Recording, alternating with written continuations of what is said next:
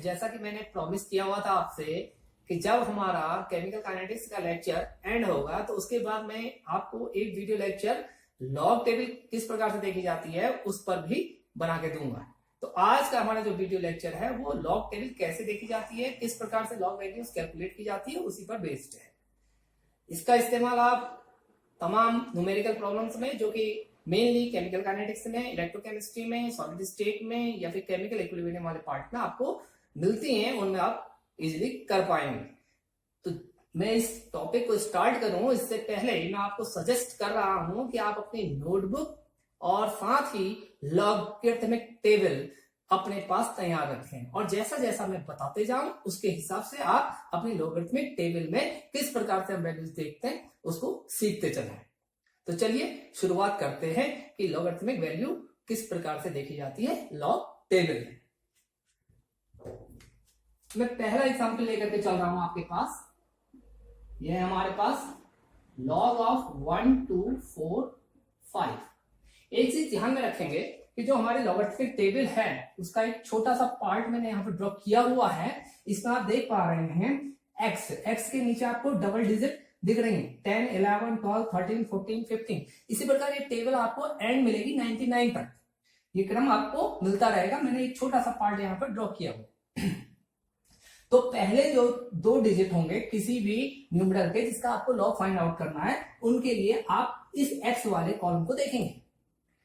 उसके बाद थर्ड वाले लेटर के लिए आप ये जो 0 1 2 3 4 5 6 7 8 9 के वर्टिकल कॉलम्स हैं उनमें आप देखेंगे थर्ड वाले डिजिट को, और मीन डिफरेंस में आप फोर्थ वाले डिजिट को देखेंगे। इस प्रकार हमारी जो लॉगरिथमिक टेबल है उसमें आप 4 डिजिट तक लॉग को फाइंड आउट कर सकते हैं। सिग्निफिकेंस केवल 4 डिजिट तक रहेगा।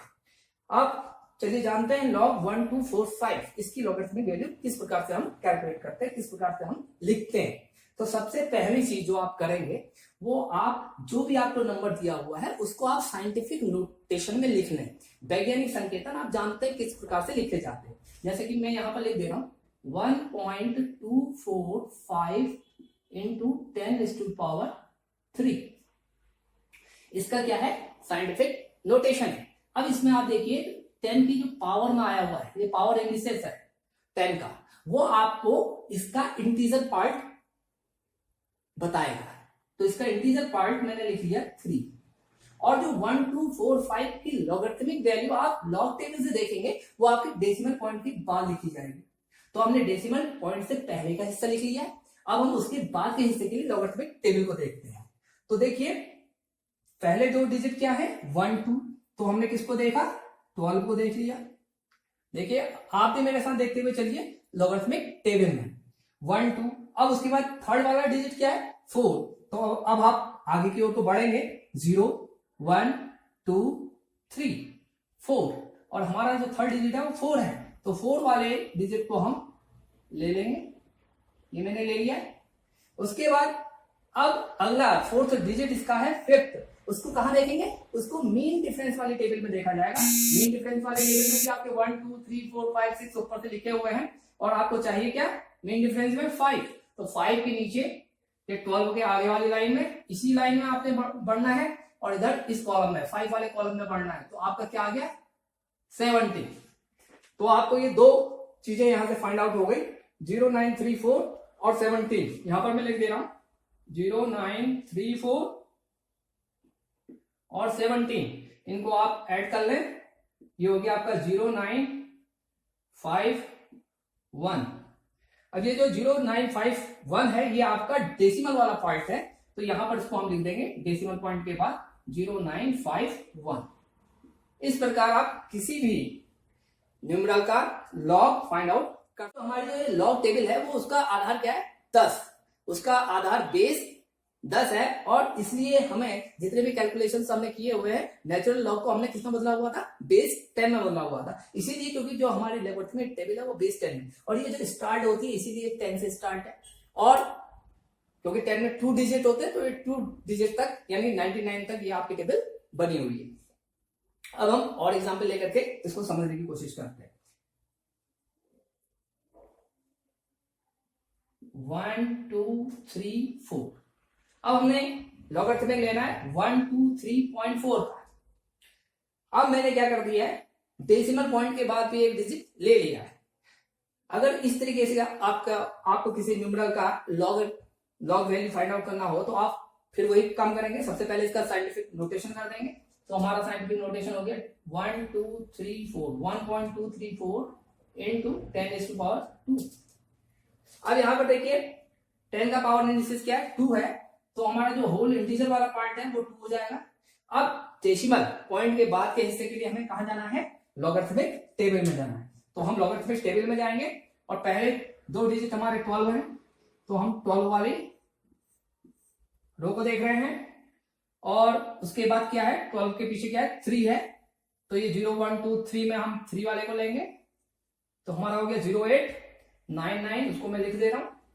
अब उसके पीछे क्या है, 4th वाला डिजिट है हमारा 4, और 4 इसी रो में हम आगे बढ़ते हुए देखना कि 4 के लिए क्या दिया हुआ, मेन डिफरेंस 14 दिया हुआ है, 14 को इसमें ऐड कर देना है। आपने इसको ऐड करके लिख देना है। तो ये हो गया 0 9 1 3, इसको एज इट इज यहां पर हम लिख देंगे 0 9 1 3। तो ये आपकी लॉगरिथमिक वैल्यू हो जाएगी। एक चीज, एक तरीका और आप अप्लाई कर सकते हैं। अगर आपको ये साइंटिफिक नोटेशन लिखने में लग रहा है कि ज्यादा टाइम कंज्यूम हो जा रहा है, तो आप क्या करें, आप डेसिमल पॉइंट से पहले के डिजिट्स को काउंट कर लें। जैसे कि आप कहीं पर भी डेसिमल पॉइंट नहीं है, तो सारे सारे डेसिमल पॉइंट से पहले के डिजिट है 1 2 3 4, 4 में से एक सब्ट्रैक्ट कर दें तो 3 आपका क्या हो जाएगा, इंटीजर पार्ट हो जाएगा इसका। और इसी प्रकार यहाँ देखिए डेसिमल पॉइंट से पहले कितने डिजिट है, 3 डिजिट है, तो इनमें से आप एक माइनस करके आप ये इंटीजर वाले पार्ट को लिख सकते हैं।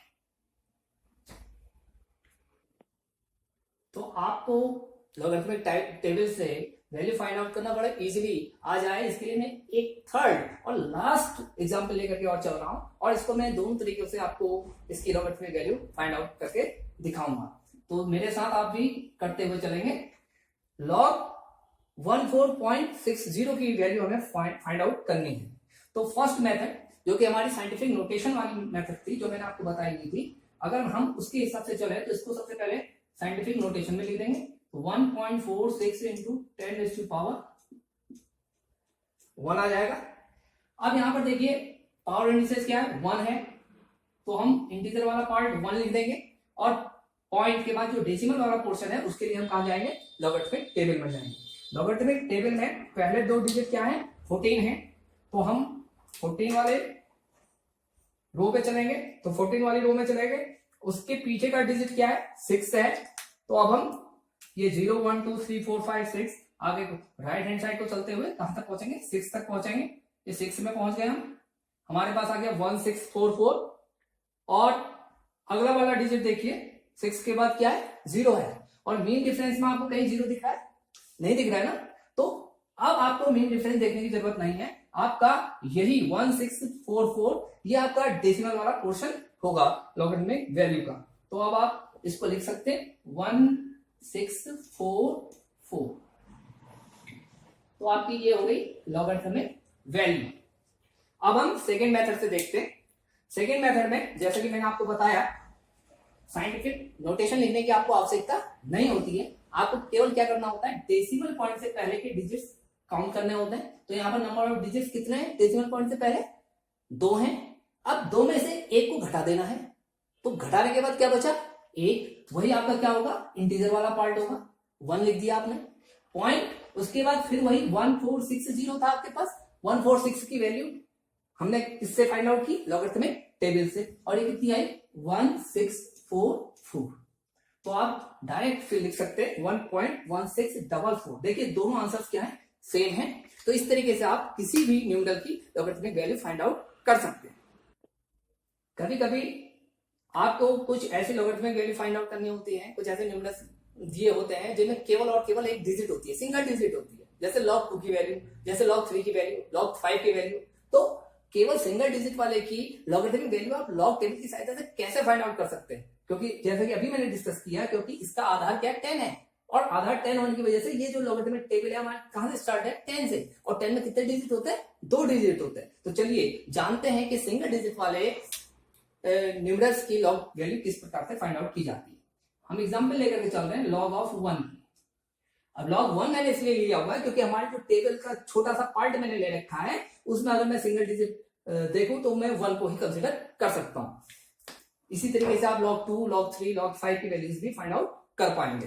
अब लॉग 1 देखिए, इसमें सिंगल डिजिट है और सिंगल डिजिट है तो इसका जो होल इंटीजर वाला पार्ट है वो क्या होगा, 1 - 1 = 0 होगा। तो हमने लिख दिया 0 पॉइंट लगा दिया। अब डेसिमल वाले पार्ट के लिए हमें कहां जाना होता है, लॉगरिथमिक टेबल में जाना होता है। और लॉगरिथमिक टेबल तो हमारी सिंगल डिजिट है ही नहीं, वो तो डबल डिजिट वाली है।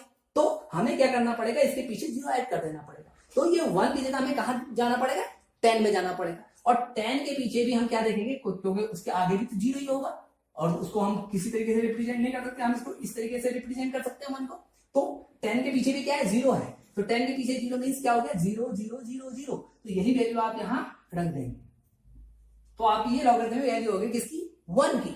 इसी प्रकार अगर आपको 2 के लिए फाइंड आउट करना है तो आप अपनी लॉगरिथमिक टेबल में देखिए, लॉग ऑफ 2 की वैल्यू यहां पर नहीं है, लेकिन आपके पास जो लॉग टेबल है उसमें आप देखेंगे 20 को देखिए और 20 के पीछे कहां जाएंगे, 0। तो 20 के पीछे 0 वाले कॉलम को देखिए तो आपको क्या वैल्यू प्राप्त हो जाएगी, 3010 प्राप्त हो रही है ना। तो इसी तरीके से आप सिंगल डिजिट्स के लॉगरिथमिक वैल्यूज को फाइंड आउट कर सकते हैं।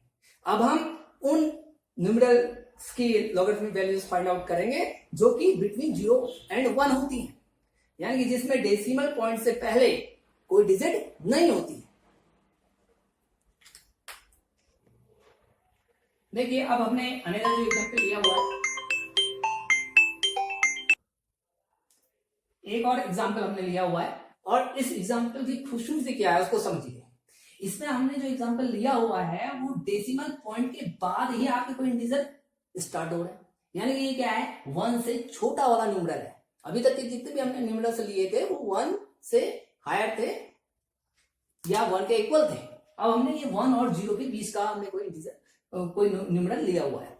अब हम देखिए इसकी लॉगरिथमिक वैल्यू कैसे फाइंड आउट करेंगे। जैसे कि मैंने आपको बताया, सबसे पहले इसको साइंटिफिक नोटेशन में कन्वर्ट कर लीजिए। तो साइंटिफिक नोटेशन के लिए हमारे को डेसिमल पॉइंट को कहां लाना है, 1 के पीछे लाना है। 1.523 into 10⁻⁻² हो गई। ये साइंटिफिक नोटेशन आप लोग जानते हैं बड़ी इजीली। अब इसका जो -2 है, अब -2 लॉगरिथमिक वैल्यूज के जो रिजल्ट होते हैं वो आपको लिखने हैं। एक चीज ध्यान रखेंगे, इंटीजर वाला पार्ट तो नेगेटिव हो सकता है लेकिन डेसिमल वाला जो पार्ट है, डेसिमल पॉइंट के बाद वाला, वो हमेशा पॉजिटिव होता है। तो आप इसको 2 तरीके से एक्सप्रेस कर सकते हैं। मैं पहला वाला तरीका बता रहा हूं आपको। जब ये -2 है तो इसको आप बार के रूप में लिखें। तो आपका ये जो इंटीजर वाला पार्ट है ये bar2 लिख दिया आपने। bar2 का मतलब है -2। अब इसके पीछे आपने डेसिमल पॉइंट लगाना है और डेसिमल के बाद के हिस्से के लिए आपने कहा जाना है, लॉगरिथमिक टेबल पे। तो लॉगरिथमिक टेबल पे जा रहे हैं और पहले 2 डिजिट हमारे पास क्या है, 1 and 5 है। तो हमने 1 5 को देख लिया, उसके पीछे 2 है तो 0 1 2 हमने ये देख लिया है। ये क्या है, 1 8 1 8 है। उसके बाद अगला क्या है, 4th डिजिट 3 है। तो मीन डिफरेंस में देखिए 1 2 3, तो हमें 1 8 1 8 मिला और साथ में क्या मिला, 8 1 8 1 8 और +8, ये हो गया 1 8 2 6। इनको जोड़ दिया आपने और यही आपकी क्या होगी, डेसिमल पार्ट की वैल्यू होगी। तो मैं इसको लिख दे रहा हूं 1 8 2 6। इस तरीके से भी आप लिख सकते हैं। और एक तरीका और है, वो भी मैं आपको बताता हूं। सेकंड तरीका किस तरीके से आप करेंगे, ये जो -2 है उसको आप अलग लिख लें, -2 प्लस 0.1826, ये आपका डेसिमल वाला पार्ट है। और इनको सॉल्व करके आप वैल्यू लिख सकते हैं। जब सॉल्व करेंगे तो हमारे पास क्या आ जाएगा, ये आ गया। तो देखिए हमने ये जो इंटीजर वाला पार्ट था उसको, क्योंकि -2 था, -2 लिख दिया, प्लस क्योंकि मैंने आपको बताया जो हम लॉगरिथमिक टेबल से जो पार्ट डेसिमल वाला पार्ट हम ऑब्टेन करते हैं वो हमेशा पॉजिटिव होता है। तो हमने पॉजिटिव पार्ट अभी ऑब्टेन किया हुआ था 1826, तो उसको मैंने लिख दिया है। और इनको -2 प्लस 0.1826 करके हमारे पास रिजल्ट आ गया -1.8174। इस तरीके से भी लॉगरिथमिक वैल्यू को दिया गया हो सकता है। और तो इसलिए आपके जो कोई भी किसी भी तरीके का आपके मन में कोई डाउट ना रहे, ये इन दोनों फॉर्म्स में दिया हुआ आपको मिल सकता है। बार का मतलब ये है जिसके ऊपर बार लगा हुआ है वो नेगेटिव है, बार की वैल्यू क्या है, पॉजिटिव है। वही चीज मैंने यहाँ पर की हुई है, बार 2 था तो उसको माइनस में ले लिया है, और पीछे का जो हिस्सा था उसमें बार नहीं लगा हुआ है, वो पॉजिटिव हिस्सा है, प्लस 0.1826, और उसको सॉल्व करने पे मेरा रिजल्ट आया -1.8174। आई थिंक अब आप सभी तरीके के न्यूमरल्स की लॉग वैल्यूज फाइंड आउट करना सीख गए हैं, और अब आपको कोई डिफिकल्टी नहीं होनी चाहिए न्यूमेरिकल प्रॉब्लम्स को करते समय। जिन बच्चों ने इस वीडियो लेक्चर को बहुत बढ़िया ढंग से देखा है और बताए गए डायरेक्शन के अनुसार लॉगरिथमिक टेबल पढ़ना या देखना सीखा है, उन्हें अब कोई दिक्कत नहीं होनी चाहिए। तो आप इनकी प्रैक्टिस कीजिए। नेक्स्ट लेक्चर में हम मिलते हैं, एंटी लॉग टेबल किस प्रकार से देखी जाती है।